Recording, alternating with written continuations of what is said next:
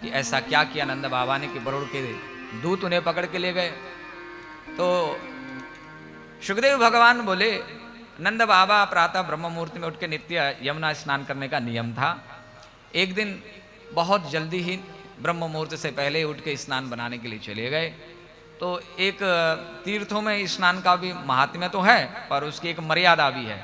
तो कहीं ना कहीं मर्यादा का उल्लंघन हुआ। देखिए, प्रातःकाल 4 बजे से हमारा ब्रह्म मुहूर्त प्रारंभ होता है।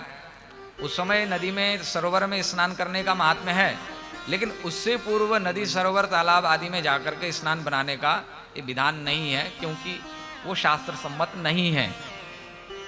हाँ, महात्मा लोग रात को ही उठ के बैठ के भजन करते हैं। भजन के लिए आप किसी भी काल में भजन कर सकते हो, लेकिन स्नान आदि का जो नियम है इसकी एक अपनी मर्यादा है तीर्थ की। घर में आप भले स्नान करो, लेकिन तीर्थ की एक मर्यादा है। नंद बाबा से कहीं ना कहीं ये चूक हो गई। तो वरुण देवता के दूत इन्हें पकड़ के ले गए सजा देने के लिए। अब इधर प्रातःकाल ब्रजवासी ढूंढे कि बाबा दिखाई ना दे, तो बाबा कहाँ गयो। तो भगवान कृष्ण ने ध्यान लगा के देखा कि बाबा को तो नंद बाबा के दूत वरुण लोक ले गए। भगवान कृष्ण आए, यमुना में कूदे, वरुण लोक गए। वरुण देवता के जो जितने भी दूत थे उन्होंने भी भगवान का स्वागत किया। वरुण देवता ने अपना सिंहासन खाली कर दिया कि महाराज आप यहाँ विराजिए। अब तो भगवान श्री कृष्ण वरुण देवता की गद्दी पे बैठे। नंद बाबा ये सब देख रहे थे कि देखो तो सही, कन्हैया को वृंदावन में सब लोग घोड़ा बना के इसकी पीठ पर चढ़ते हैं, और या गाड़ी भी देवे कि चल दारी के, और यहाँ पर या की इतनी बड़ी पूजा। तो नंद बाबा तो बड़े चकित रह गए। अब लौट के जब वृंदावन में आए तो बाबा ने सबको सुनाया। अरे यहाँ की पहुंच तो बहुत दूर दूर तक है। सब वृत्तांत सुनाया। तो सब ने कहा कि हमें भी लेकर के चल। एक बार सब ने इच्छा की। कृष्ण ने कहा कि वहां जाने की कोई इच्छा नहीं, मत रखो, तुम्हारे लिए नहीं है वो। फिर एक बार भगवान श्री कृष्ण सबको लेके भी गए।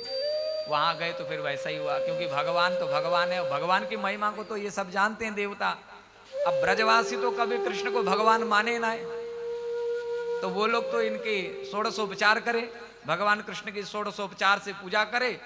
ब्रजवासी टुकुर टुकुर देखे कि देखो वहां हम इसको घोड़ा बन के चढ़ते हैं, इसके कान मरोड़ देते हैं, और यहाँ पर ये अपनी पूजा मनोती मनवाता है। बोले कि बाबा ऐसे लोक में हमको नहीं रहना, हमको लेके चलो।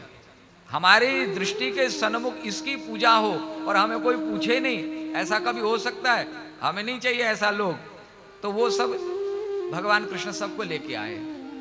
भगवान के साथ बहुत निकटता जब भक्ति की हो जाती है, तो फिर भक्त और भगवान के बीच में ऐसा संबंध बन जाता है कि भक्त का भगवान के ऊपर ज्यादा अधिकार हो जाता है।